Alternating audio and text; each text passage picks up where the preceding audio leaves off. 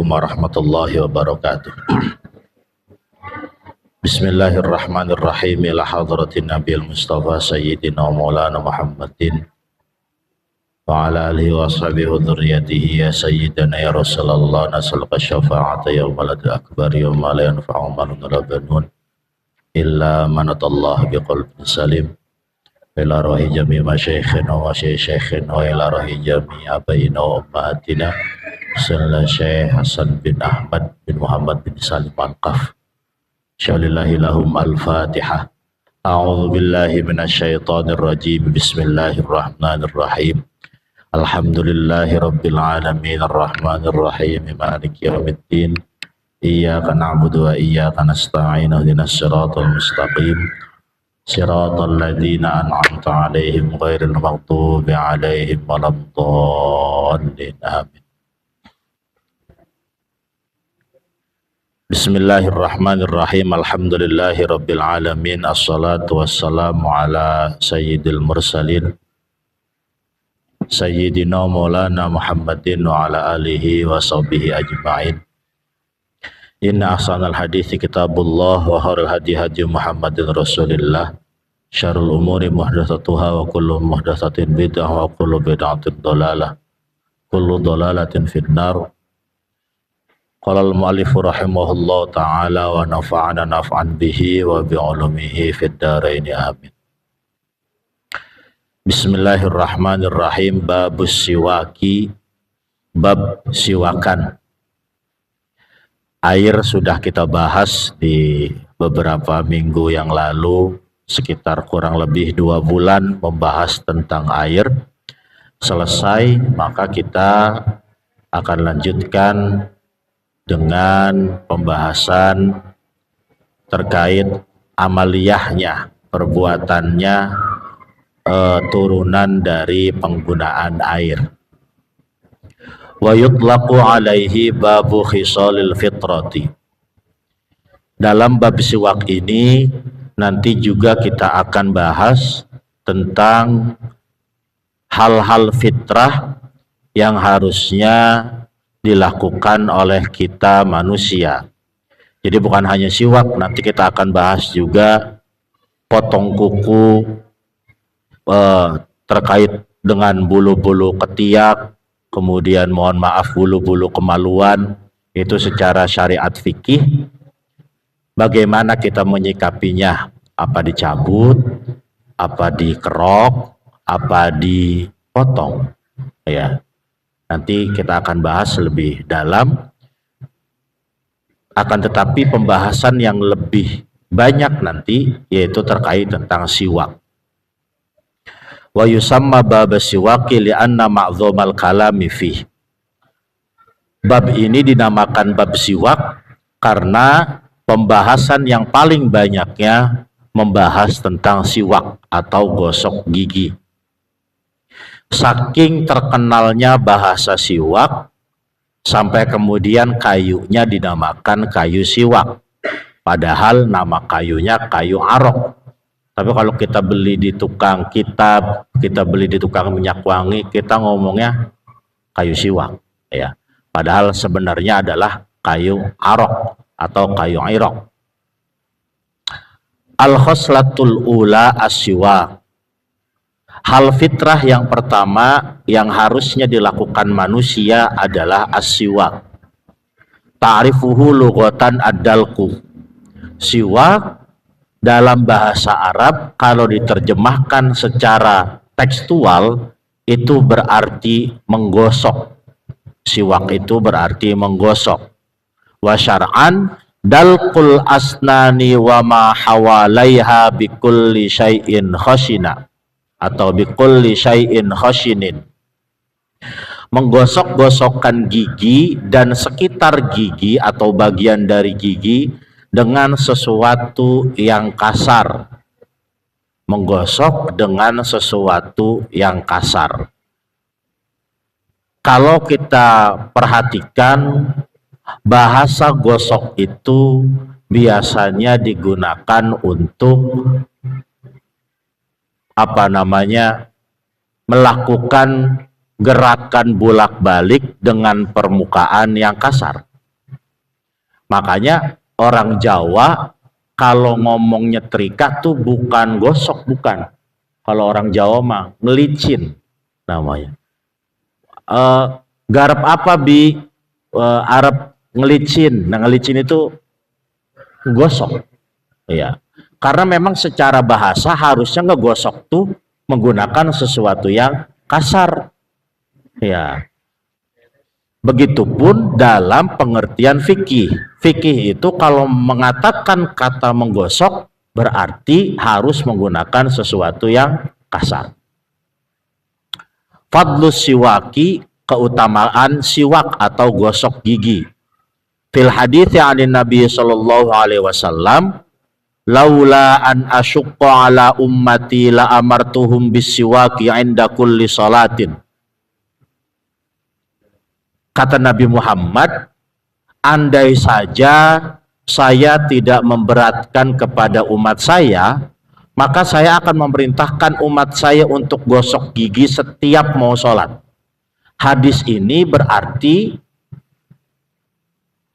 siwak itu hampir wajib, hampir.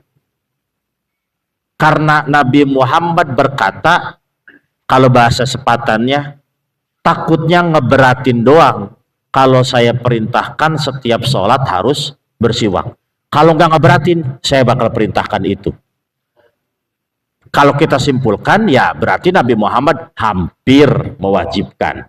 Karena tidak ada perkataan wajib, maka para ulama fikih tidak berani menghukumi hukum asal gosok gigi dengan hukum wajib, nggak berani. Sementara ini, hukum asalnya dari gosok gigi adalah sunnah muakkadah, sunnah yang sangat dikuatkan. Riwayat hadis ini sahih, digunakan oleh seluruh kitab-kitab fikih ketika membahas bab siwak. Pasti hadisnya ini. As-siwaku mutharatun lil fami mardotun lir rabbi wa majlatun lil basor. Nabi Muhammad juga pernah bersabda, siwak itu mensucikan mulut, menggapai ridho Tuhan, dan memberikan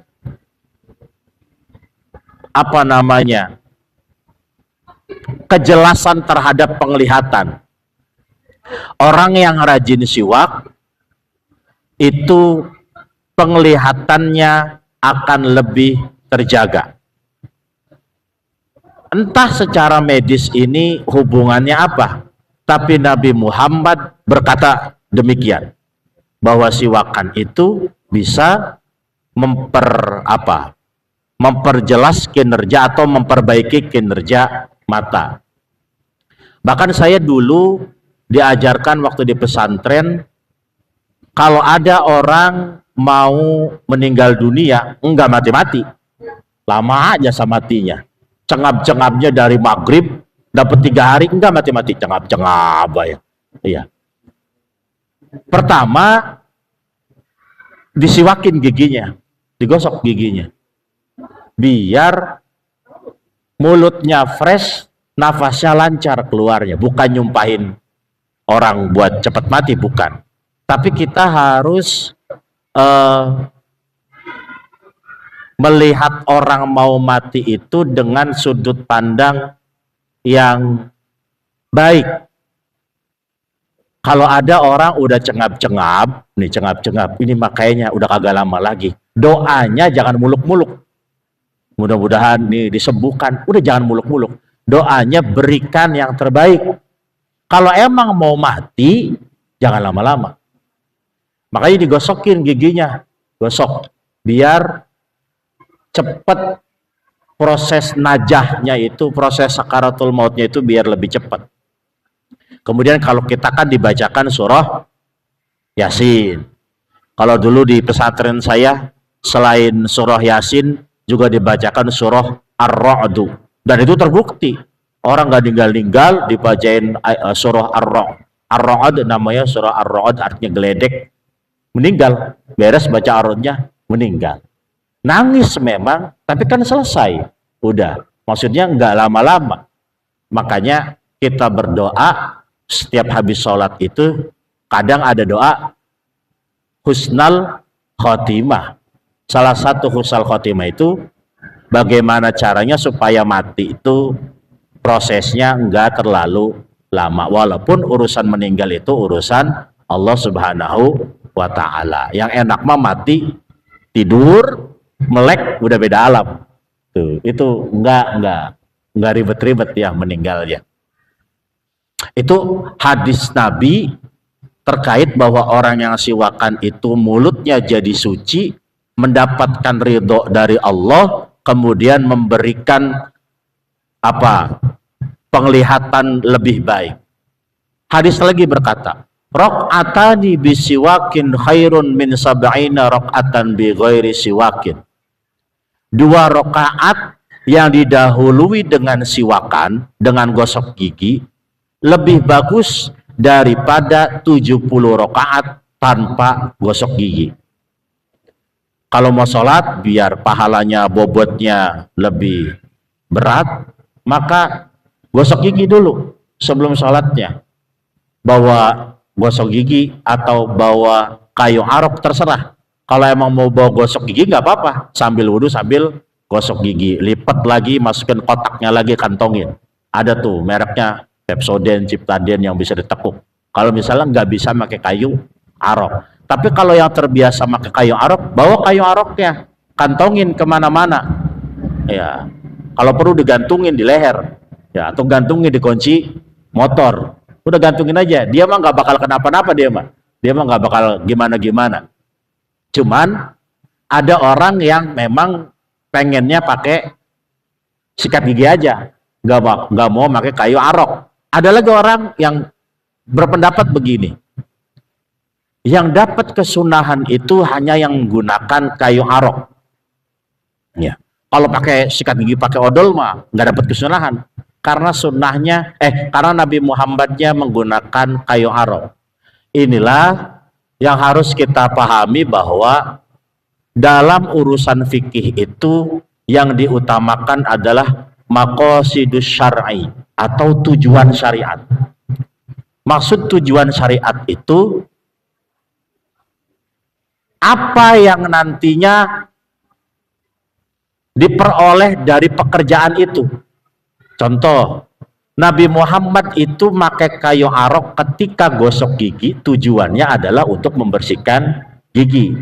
Maka kita tidak mesti menggunakan kayu arok. Yang penting tujuan membersihkan giginya dapat. Mau pakai apa? Mau pakai sikat gigi, monggo. Mau pakai sikat cuci, nggak apa-apa kalau muat mah. Atau mau pakai sikat busi kalau giginya emang udah keterlaluan kuningnya. Kalau kuat mah, ya nggak jadi masalah. Yang penting maqasidus syariahnya, maqasidus syar'inya ketemu di situ. Jadi mau pakai sikat gigi yang modern atau mau pakai alat siwak yang konvensional zaman dahulu, dua-duanya tetap mendapatkan pahala, tetap mendapatkan kesunahan, karena tujuan kita adalah maqasidus syar'i. Gitu ya.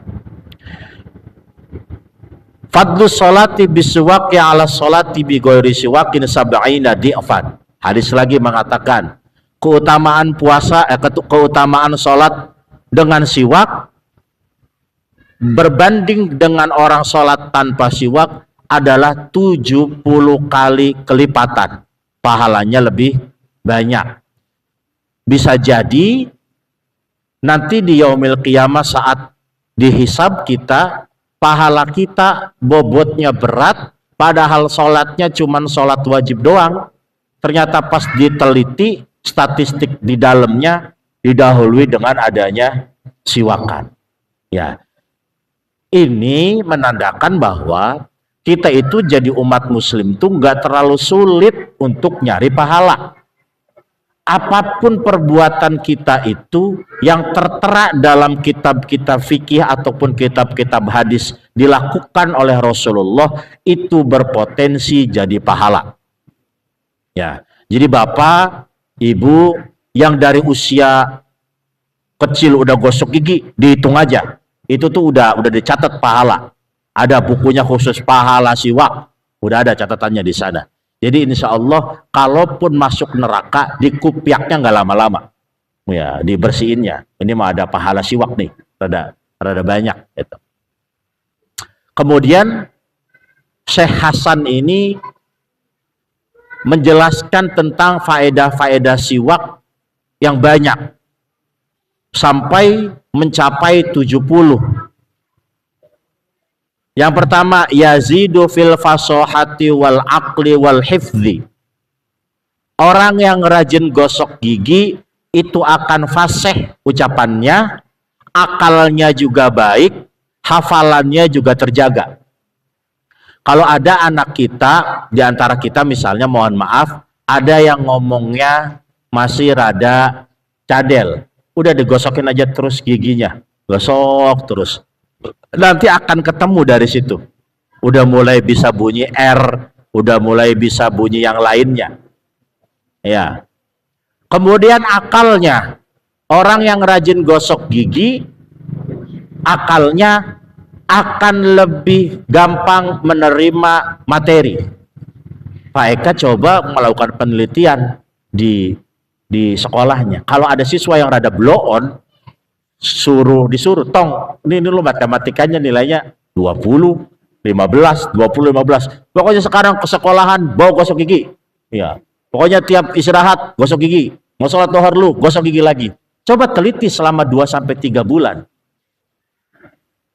Pasti nanti akan ada perbedaan. Kok bisa, apa hubungannya gigi sama otak?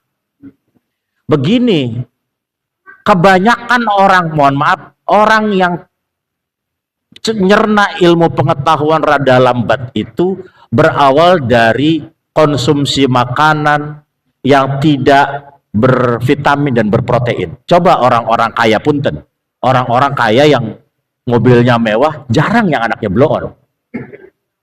Kenapa? Karena asupan makanannya memang terjaga. Tuh, kita di daerah kita udah setengah belangsak, makanannya kagak sehat. Iya, maksud saya kalau emang kita dari kalangan ekonomi yang menengah, itu makanannya jangan macam-macam.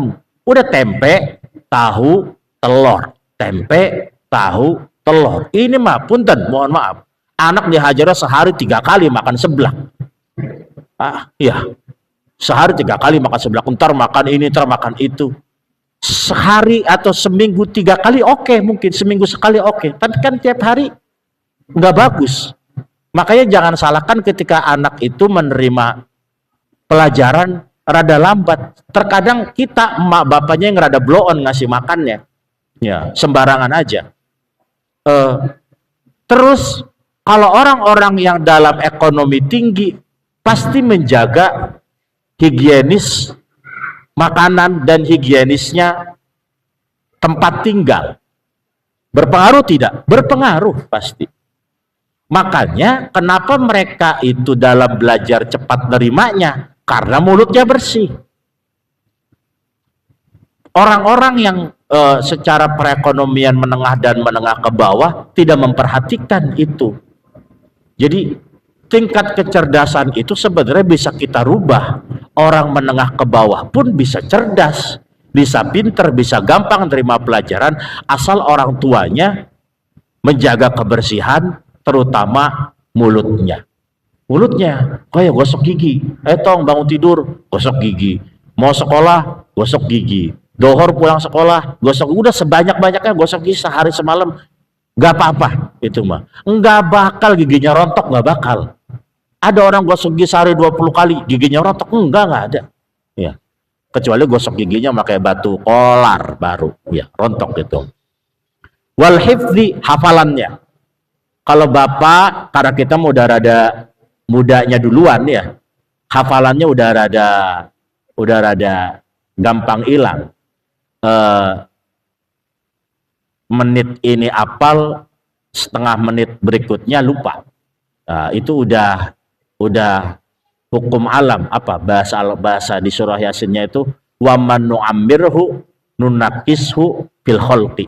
Orang tuh kalau makin tua ya udah diturunin lagi grade-nya, jadi kayak bocah lagi. dikurangin lah. Mata rada rabun, mulut rada susah, ngomong, kuping setengah budeg, jalan dapat 10 meter ngap-ngapan, nongkrong di WC bangunnya lama, dari sujud ke berdiri, imam udah walad dolin kita baru berdiri. Itu memang begitu kejadiannya. Tapi ini kita bisa aplikasikan kepada anak cucu kita yang rajin ya toh, sikat giginya biar hafalannya sama ilmunya cepat masuk. Ya. Wa yahuddul basar, tajam penglihatannya. Wa yusahilun naza', kemudian gampang sakaratul maut, tuh yang tadi saya katakan. Sakaratul mautnya gampang. Kalau nggak percaya besok, kalau misalnya ada saudara tetangga yang udah dikit lagi, udah kita bawa sikat gigi ya, gosok gigi gosok biar cepet gitu. Ya kalau emang mau mati, kalau belum mau mati mah jangan. Orang baru sakit pilek doang suruh gosok gigi. Ya. Wa yurhibul aduwa, menggetarkan musuh. Gosok gigi itu bisa menggetarkan musuh. Kok bisa? Fikih itu sampai menyimpulkan bisa menggetarkan musuh.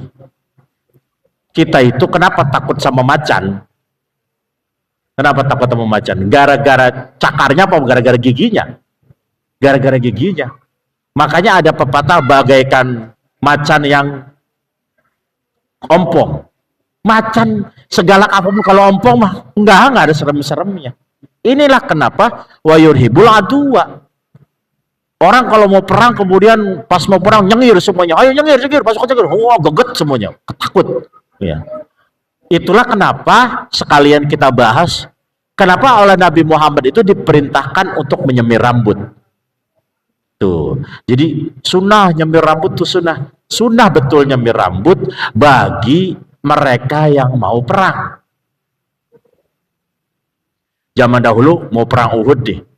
Pasukan kita pemanasan dulu. Pas dibuka rambutnya, yang ini putih. Wah, ini rambutnya pada, wah, ini mah musuh kagak takutnya sama kita. Pas lihat, ini mah udah gampang, udah tebas juga beres. Semir semuanya. Siap, semir. Semuanya rambutnya ada yang hijau, kuning, merah, apalagi abu-abu misalnya. Asal jangan warna hitam. Ya, sebagian ulama mengatakan kalau semirnya warna hitam haram. Sebagian ulama, karena itu membohongi.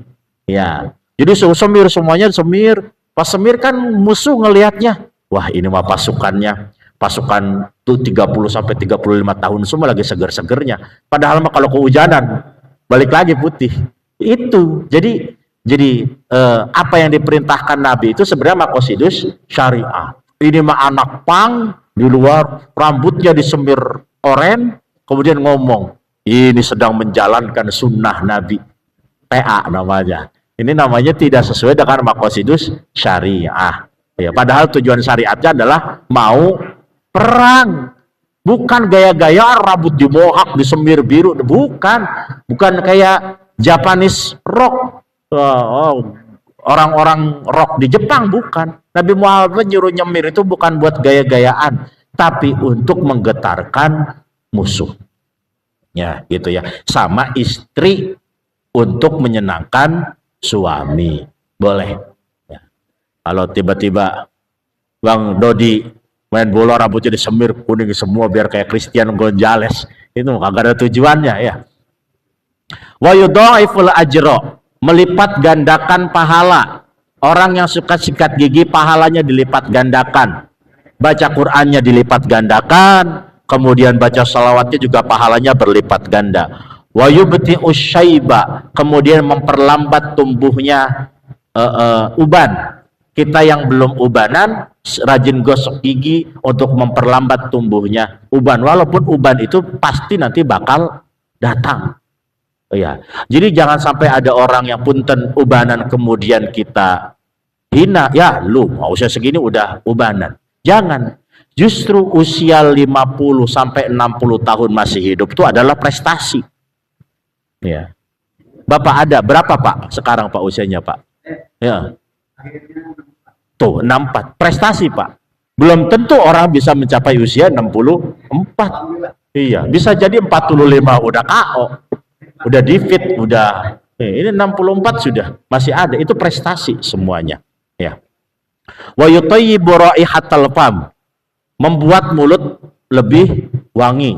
Ya, orang yang gosok gigi mulutnya wangi, ntar hubungannya sama orang lain.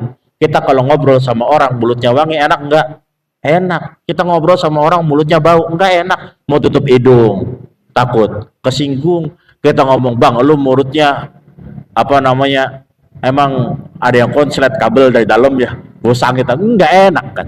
Gitu. Makanya kita yang sadar diri, ayo gosok gigi, biar orang diajak ngobrolnya senang, diajak ngobrolnya bahagia.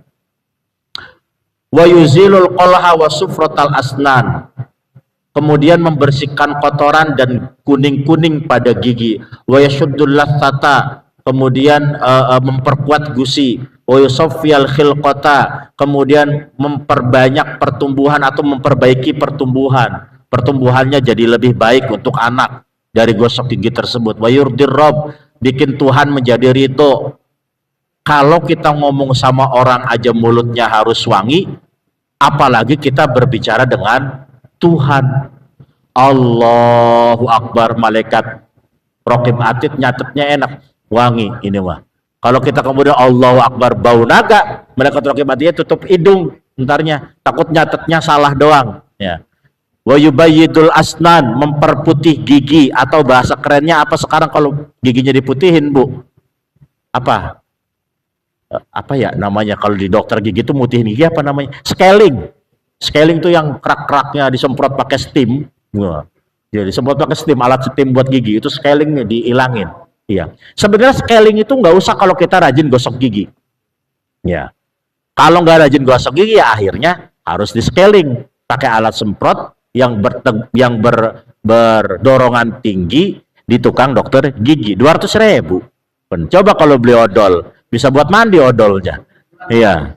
Iya. Tapi karena kita jarang gosok gigi jadi harus di scaling.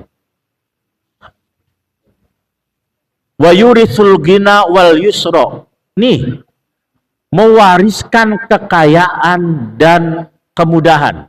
Orang yang rajin gosok gigi itu kaya. Walaupun kaya itu nggak harus berupa materi, minimal kaya urusan kesehatan. Tuh, karena kesehatan juga bagian dari kekayaan. Ada orang kaya yang hartanya banyak tapi nggak bisa nikmatin hidup.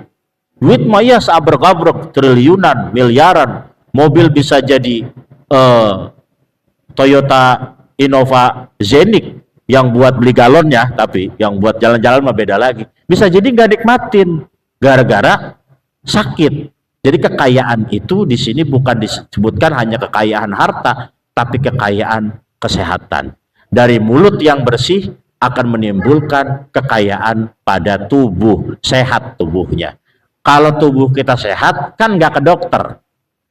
Ya, kalau nggak ke dokter, ya berarti ada saving uang, ada uang yang kita simpan. Enggak, orang sekarang mau pakai BPJS, tetap bolak-baliknya kudu beli bensin. Belum yang nungguin ya kudu beli nasi, kudu udah walaupun pakai BPJS juga. Wa yudhibus suda'a wa uruqar ra'si, dan menghilangkan puyeng sama sakit kepala. Puyeng sama sakit kepala. Kalau puyeng mah bisa jadi setengah, kalau sakit kepala keseluruhan. Nah sekarang Pak, Bu, kalau sakit kepala nih, kepala rada puyeng nih, coba gosok gigi. Gosok gigi. Hilang, wah benar berarti. Ya. Kalau puyeng nggak punya duit mah, nggak apa-apa, udah gosok gigi aja udah. Puyeng nggak punya, minimal mulutnya bersih. Ntar mulutnya nggak bersih, nggak punya duit, ke dokter lagi, makin susah antarnya.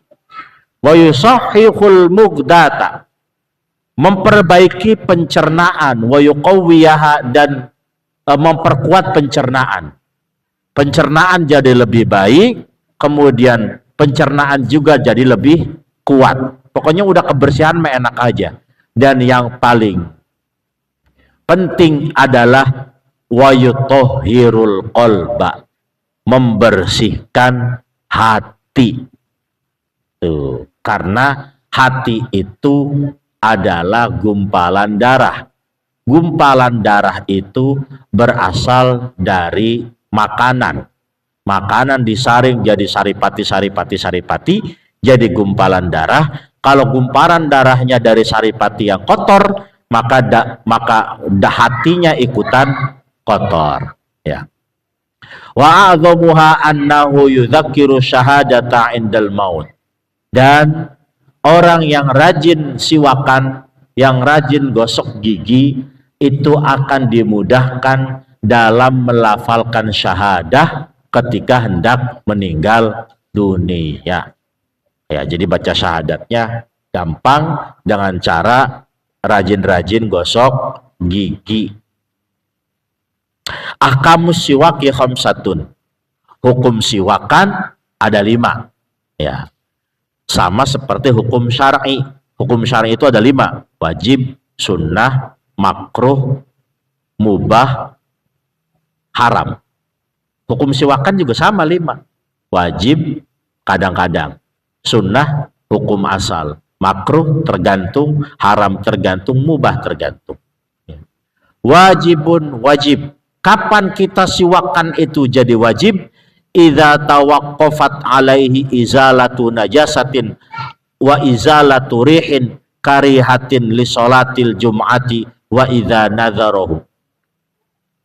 Kalau mulut kita ada najisnya dan enggak bisa dihilangin kecuali dengan cara siwakan, dengan cara gosok gigi, maka gosok giginya bukan lagi hukum sunnah. Gosok giginya hukumnya wajib.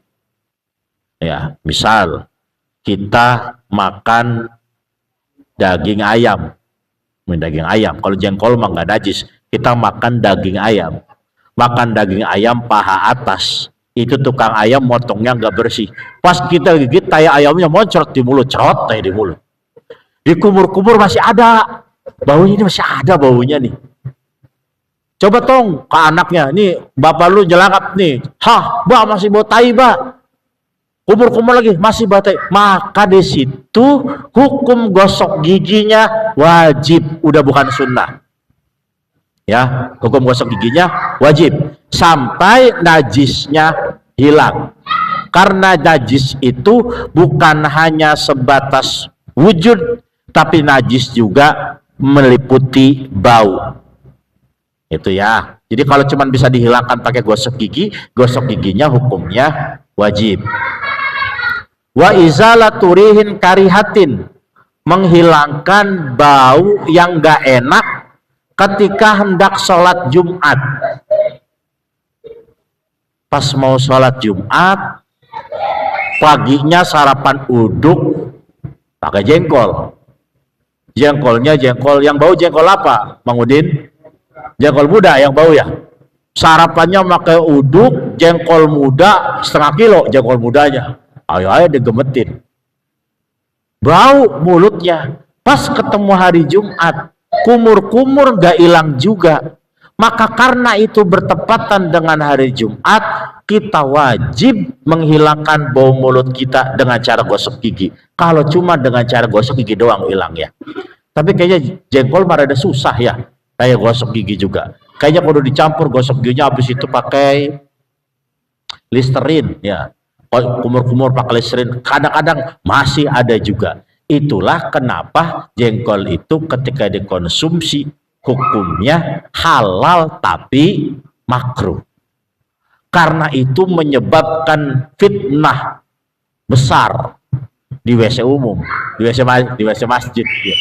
Buka pintu, waduh, ini WC bau jengkol siapa ini yang apa makan jengkol kemudian kencingnya buang airnya di masjid, itu menyebabkan fitnah. Makanya hukum makan jengkol kalau sampai bau hukumnya makruh. Istri ketika suami terganggu dengan bau jengkol istrinya, maka istri makan jengkolnya tadinya makruh, hukumnya bisa berubah menjadi haram. Begitupun suami, ketika istrinya terganggu dengan bau mulut suaminya, bisa jadi hukum makan jengkolnya haram. Makanya kalau makan jengkol bini, ngomong dulu ke laki, telepon dulu, lakinya lagi kerja, ayah aku mau padangan sama ibu-ibu komplek ya, tapi lauknya jengkol. nggak apa-apa ya? Iya nggak apa-apa, baru oke lanjutkan. Ya, kalau kata bapaknya jangan katanya, ntar bau jengkol, udah stop makannya. Kalau kecuali kata istrinya gini, enggak ya, ntar habis makan jengkol aku gosok gigi terus pakai Listerin, terus habis itu ngemut permen relaksa, permen kiss, kalau perlu ntar mulut aku ke steam motor, di steam mulutnya biar bersih. Nggak apa-apa kalau begitu mah. Ya, tapi kalau misalnya suaminya tidak mengizinkan, maka tahan. Itu bisa jadi nanti bukan lagi hukum makruh, tapi berubah menjadi hukum haram. Ya, makanya istri saya itu kalau mau makan jengkol ngomong, Mbak, makan jengkol boleh nggak, Mbak? Lihat jadwal dulu. Boleh. Gitu. Ya, sok silakan makanya. Kita juga jadi laki-laki jangan hanya menuntut istri. Kita pun harus berkaca diri. Bini doang yang boleh yang harus nggak boleh makan jengkol. Kita makan jengkol lah ya. Mentang-mentang ada perintah bahwa istri harus manut ke suami, terus kita semuanya nggak bisa begitu. Hunna libasul lakum wa antum libasul lahun. Istri itu pakaian bagi laki-laki, laki-laki juga pakaian bagi istri. Semuanya harus sepaket, nggak boleh istri doang yang tersiksa, laki-laki juga harus ikut-ikutan. Ya, sama telepon dulu, mah aku mau makan jengkol, boleh atau enggak? Kata istrinya, boleh, ya udah nggak apa-apa, gitu ya. Jadi kalau untuk hari Jumat, kalau di kitab ini, untuk hari Jumat mulutnya masih bau dan hanya bisa dihilangkan dengan cara menggosok gigi, maka gosok giginya hukumnya wajib. Kalau habis digosok gigi enggak hilang juga, bagaimana Tad? Apakah boleh Jumatan? Tetap wajib Jumatan mah. Yang penting kita udah melaksanakan kewajiban. Tuh ya. Dan kapan gosok gigi itu hukumnya menjadi wajib? Idza nazaro, ketika nazar.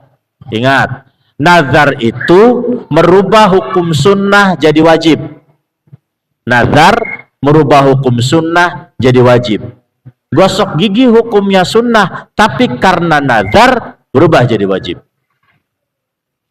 Mang Udin ngomong begini, pokoknya kalau tanah bapak gua kejual yang 10 hektar, gua bakal gosok gigi tiap habis sholat, tiap mau sholat, maka gosok gigi sebelum sholatnya bagi Mang Udin ketika tanahnya udah kejual jadi gosok gigi nazar, hukumnya menjadi wajib, bukan lagi sunnah. Yang kedua, mandubun sunnah wa huwa al aslufi, asal dari sikat gigi hukumnya sunnah. Wa yata'akkadu fi mawadi'a, dan sunnahnya itu dimuakkadahkan, dikuatkan pada beberapa keadaan. Contoh, ketika hendak wudhu, ketika hendak sholat, hendak baca Al-Quran, hendak masuk masjid, bangun dari tidur, tuh itu disunnahkan untuk gosok gigi. Itu yang sangat muakkadah, yang sangat dikuatkan sunnahnya. Bangun tidur, gosok gigi. Mau sholat, gosok gigi. Mau baca Al-Quran, gosok gigi. Mau masuk masjid, gosok gigi. Mau wudu, gosok gigi. Yang ketiga, makruh. Kapan gosok gigi makruh? Lisoimi ba'da zawali, bagi orang yang berpuasa setelah lewat waktu zuhur. Pagi masih nggak apa-apa gosok gigi. Habis sahur nih, imsak, subuh, boleh nggak gosok gigi? Boleh, asal jangan pakai odol. Ya, asal jangan pakai odol. Kalau bisa gosok giginya pakai kayu arok. Ya, kalau bisa gosok giginya pakai kayu arok.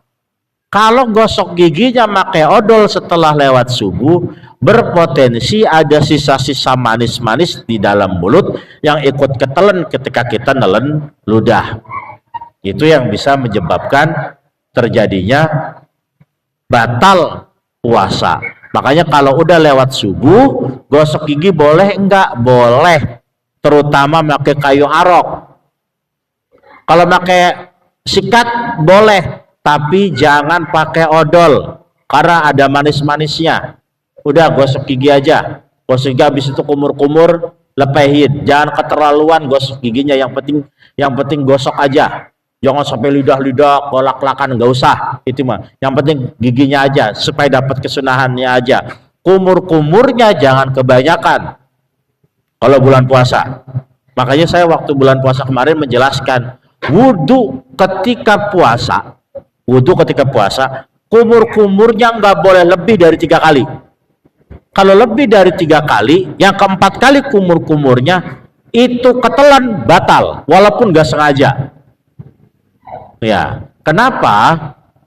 Karena kumur-kumur ketika puasa itu khawatir kalau keseringan masuknya 50 cc, keluarnya 450 cc. Berapa yang kurang, Pak Dodi? 50 cc.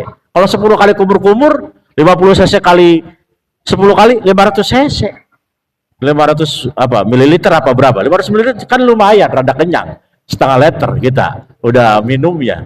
Ya. Jangan bulan puasa kumur-kumur lagi nggak boleh. Ya. Jadi kumur-kumur ataupun gosok gigi, kumur-kumur setelah gosok gigi di bulan puasa, terutama setelah tergelincirnya matahari, setelah masuk waktu zuhur, udah stop gosok giginya. Jangan gosok giginya dari pagi sampai zuhur aja. Itu pun di waktu-waktu yang disunnah muakkadahkan. Lebih utamanya gosok giginya menggunakan kayu arok, ya biar nggak harus bolak-balik biar nggak harus bolak-balik kamar mandi untuk kumur-kumur. Karena kalau orang gosok gigi pakai kayu arok mah Bu, itu nggak harus kumur-kumur. Mau sholat nih, udah qomat, kemudian sebelum takbir udah nggak harus kumur-kumur, udah sholat aja. Ya, kecuali nyempil daging setengah kilo sini baru lepehin. Ya, jangan ditelan, dagingnya lepehin. Yang keempat, khilaful aula. Apa namanya? Tidak mendapatkan keutamaan, yaitu siwak dengan siwakan punya orang lain tanpa dengan ridhonya. Siwakan dengan siwak orang lain walaupun ada ridho. Gosok gigi pakai sikat gigi punya orang. Kalau di pesantren tuh biasanya begitu kejadiannya. Ada sikat gigi di kamar mandi punya siapa kek, udah dipakai aja. Tadi gua pakai sikat gigi lu, boleh nggak? Boleh. Halal, sikat giginya nggak jadi haram, tapi khilaful aula, mengurangi keutamaan. Karena jangan sampai bercampur kuman jadi satu. Ya jangan pindah-pindah kuman. Kalau bisa gosok gigi punya masing-masing. Mamahnya warna biru, bapaknya warna hijau, anaknya warna pink, anak yang kedua warna kuning dan seterusnya. Pakai punya masing-masing. Jangan gabungan alat siwaknya. Halal boleh dapat pahala, tapi khilaful aula. Khilaful aula itu ya mengurangi keutamaan. Harusnya pahalanya 100, jadinya cuman 80, cuman 70 gitu kira-kira. Yang kelima, haram. Sikat giginya menjadi haram idza kana bisiwaki ghairihi biduni idnihi walam ya'lam ridahu. Siwakannya make gosok gigi punya orang lain dan kita nggak tahu dia bakal ridho atau enggak. Yaitu walaupun nantinya kaya bakal ridho, kaya bakal ridho, tetap hukumnya haram. Ya, tapi kalau ketika kemudian ridho, ya mau gimana lagi, orang udah dipakai, ya udah gua ridho aja. Ya, nantinya persentase pahalanya berkurang. Mahalluhu fil wudu'i wal ghusli. Kapan kita gosok gigi? Ketika hendak mandi atau hendak wudhu. Fihi khilafun, di dalamnya terdapat perbedaan pendapat.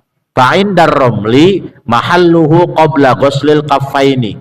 Menurut Imam Romli, kapan kita gosok gigi ketika wudhu? Yaitu ketika sebelum membasuh telapak tangan.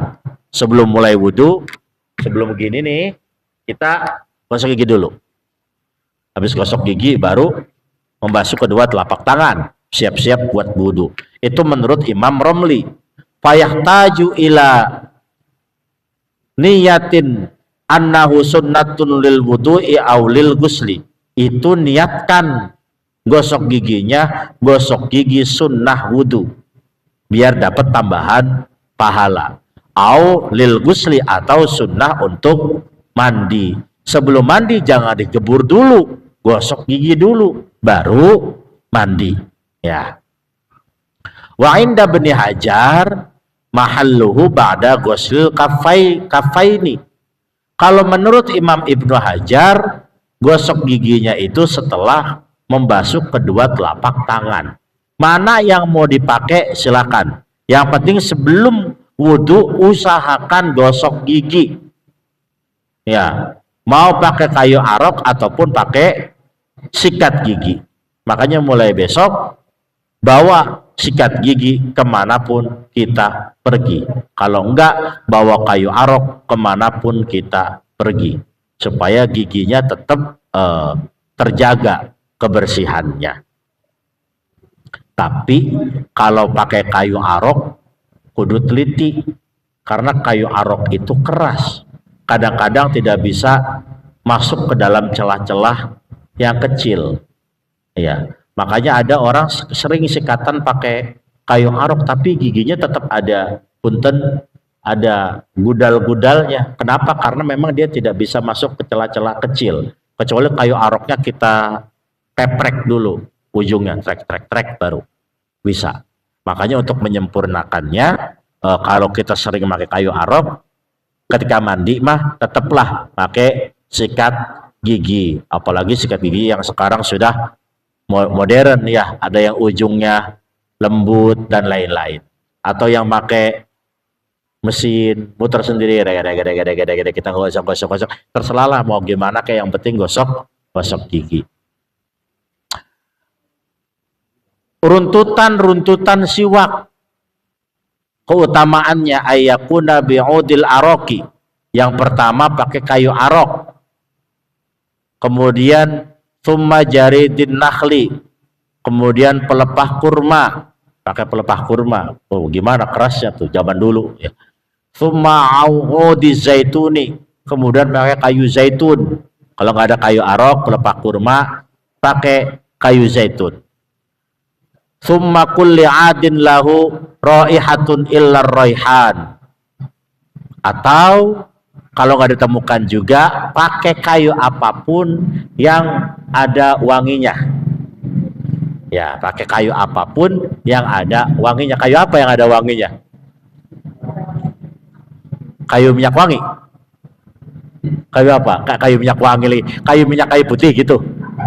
Apa ada wanginya? Kayu apa yang ada wanginya? Ada kayu yang ada wangi-wanginya, maksudnya ada wangi khasnya yang bisa nyerap bau mulut. Selain kayu arok, kayu apa? Ada pernah nemu? Bapak, kayunya wangi gitu. Kayu apa? Kayu gaharu. Ya kalau misalnya memang bisa dan keras dan tidak gampang hancur di mulut, ya nggak apa-apa. Jangan sampai ketika kita gosok kayunya hancur di mulut, jadi giginya putih kagak pada cemong. Ya, takutnya gitu, ya. Summa baqiyatil a'wan. Kalau juga nggak ditemukan tuh kayu arok, pelepah kurma, kayu zaitun, kayu apapun yang punya wangi, nggak ketemu juga, maka silakan pakai kayu apapun. Ya, kayu apa? Ya, kayu jati. Ya, misal kalau nggak ditemukan. Ini kan kita membahas fikih yang dirancang ratusan tahun yang lalu, saat belum ditemukan teknologi membuat sikat gigi. Yang ditemukan cuman kayu Ya udah, jadi ngomongnya kayu lagi, kayu lagi, kayu lagi, kayu lagi. Andai Imam Syafi'i lahirnya di sini sekarang tahun 1446 Hijriah, pasti saya yakin Imam Syafi'i akan mengatakan al-ula al-pepsodenu, thummal ciptaden, thummal seterusnya close up, thummal, dan seterusnya. Ya, ya itu dan seterusnya ya. Karena zaman dahulu belum ada teknologi, jadi baik pada waktu itu memang keren pada waktu itu, tapi kan belum tentu keren pada zaman sekarang. Sekarang anak kecil kita di rumah kita ajarin, tong kalau gosok gigi pakai kayu arok. Pak, udah modern pak, sekarang pakai sikat gigi pakai kayu arok, mau buseh kita gigi pada sakit ya ada. Ya udah, pakai sikat gigi aja. Ya, jadi jangan memaksakan untuk kita balik lagi ke zaman dulu, jangan. Semuanya tetap dapat kesunahan. Kalau bapak ibu mau balik lagi ke zaman dahulu, yuk balik lagi bareng-bareng pakai pakaian zaman dulu. Bajunya dari kulit semuanya, nggak ada sletingnya, nggak ada atasan, nggak ada bawahan, udah dari atas sama bawah sama semuanya dari kulit. Bayangin pak, bapak pakai baju dari kulit berhari-hari, itu bagaimana lendernya badan kita. Nggak pakai kaos dalam punten, nggak pakai sempak, ibu-ibunya nggak pakai BH, belum ada BH, belum ada celana dalam pada waktu 500-an Masehi. Makanya ada perintah menjulurkan jilbab menutupi dada pada waktu itu. Kenapa? Karena punten kaum Hawanya belum ditemukan adanya bra. Bayangin pak, perempuan usia 40-60 tahun keluar rumah nggak pakai bra. Coba, makanya diperintahkan oleh Allah menutupi sampai melewati dada, karena belum ditemukan itu. Terus orang nggak pakai celana dalam. Emang ditemukan celana dalam gara-gara apa? Gara-gara ketemu orang Persia apa orang Romawi, kesingkap jubahnya. Lapor, wahai khalifah, saya tadi ngelihat ada pasukan Persia apa Romawi kesingkap, dia pakai celana di dalamnya. Oh, bagus. Bikin baru produksi celana dalam. Tuh, sampai sekarang modern. Celana dalamnya udah berbahan katun yang bisa menyerap keringat. Kalau ibu bapak mau balik lagi ke zaman 500 Masehi zaman dulu, yuk pakai sempak bahannya kulit, ledes pak pantatnya. Ya, jadi Islam itu dinamis, terutama urusan-urusan yang pakaian, bergerak terus. Jangan paksakan kemudian kita balik lagi ke tahun 500 Masehi. Habis pak kita, nggak bisa ketemu ntar. Ya, makanya kalau ada yang kaku-kaku, berarti ngopinya kurang kental sama ngajinya kurang jauh. Ya, memang Nabi Muhammad mencontohkannya seperti itu, tapi kita lihatnya dari sudut pandang maksud syariatnya. Itu yang terkadang kita nggak nyampe terkait hal tersebut. Makanya waktu bulan puasa saya bilang, buka pakai kurma. Nabi Muhammad buka pakai kurma. Yang dapat pahala tuh cuma buka dapat pakai kurma doang katanya. Yang buka pakai semangka mah nggak dapat pahala. Nabi Muhammad buka pakai kurma. Ya emang zaman Nabi Muhammad mah kaya. Ini mah pikiran saya doang. Kaya nggak ada semangka, kaya. Kayak kagak ada melon. Saya sih belum menemukan hadis Nabi Muhammad makan melon soalnya. Ya, kayak nggak ada melon. Sekalinya ada melon di Arab yang bener asli dari Arab, kayaknya kagak ada airnya pak. Pas dimakan keras nggak ada airnya, karena memang nggak disiram. Makanya buah yang asli dari padang pasir itu buahnya kandungan airnya sedikit. Coba korma diperes, ada nggak airnya? Nggak ada. Kacang Arab tuh ada nggak airnya? Nggak ada. Kismis ada nggak airnya? Nggak ada. Coba buah kacang atau kacang dah yang ada di Indonesia, ada kandungan airnya, walaupun nggak banyak juga. Buah asli Indonesia pada banyak airnya enggak? Ada semuanya. Rambutan segitu keringnya kita gigit, netes di bibir. Semangka komo, apalagi semangka mah. Banyak air karena disiram. Jadi begitu. Nabi Muhammad juga, andai Nabi Muhammad itu diturunkannya di sini, di Sepatan nih, di Indonesia, ketemunya sama semangka, sama pepaya, sama nanas, sama apa, melon kulang-kaling, pasti bukanya begitu, bukanya pasti milihnya buah itu. Ya, jadi Nabi Muhammad itu makan kurma karena memang waktu itu di Saudi dan sampai sekarang ya makanan pokok untuk yang manis-manisnya adalah kurma. Apa maqasidus syariahnya? Berbukalah dengan yang manis. Makanya ulama fikih kemudian menyimpulkan berbuka itu sunnahnya dengan yang manis. Udah, apa kek yang manisnya? Tetap dapat kesunahan. Yang nggak dapat kesunahan itu buka pakai gorengan, baru nggak dapat kesunahan. Ya, bukan nggak dapat kesunahan itu mah. Ya. Ususnya kaget. Ya. Kemudian ada tingkatannya lagi. Yang pertama, kayu aroknya dibasahi dengan air. Al-munadda bil ma'i, dibasahi dengan air. Kayu aroknya dibasahi dengan air, gosok gigi baru. Kemudian summal munadda bil bima'il wardi, dengan air mawar. Ceplungin pakai air mawar. Oh lu enggak, Pak? Tahu air mawar? Tahu. Air mawar yang suka buat nyiram kuburan mah, itu mah air mawar jadi-jadian itu mah. Ya. Botolnya doang keren, tahu isinya campuran apa kali. Ada air mawar yang asli, mungkin bikin nggak enak, ya cembungin ke air mawar, masukin ke mulut. Ya itu tingkatan kedua. Tingkatan pertama maka air biasa, tingkatan kedua maka air mawar. Tsummal munadda birrik, kemudian udah nggak usah diairin, biar basah sendiri dengan air ludah. Turmarot binul, kemudian yang penting basah aja, yang terakhir kering. Jadi utamakan, yang paling utama itu kayu aroknya dibasahin biar tidak terlalu keras. Kalau udah rada kering nih, cemplungin lagi ke air, rendem. Ya, terus gosokin lagi ke apa namanya? Ke gigi. Ya, supaya tetap bisa menjelajahi sela-sela gigi yang susah dan tidak sakit di gigi. Ya, nanti kita akan lanjutkan lagi bagaimana cara megangnya. Kita kan belum tahu nih, itu megang siwakan itu, megang sikat gigi itu supaya dapat pahala. Gimana caranya? Apakah digegem begini, apa di ujung begini, atau pakai jari tengah, atau pakai kelingking, atau kayak orang rokok di tengah, gosok giginya begini. Nanti akan ada pengetahuannya, supaya dari satu perbuatan saja pahalanya itu rangkap banyak.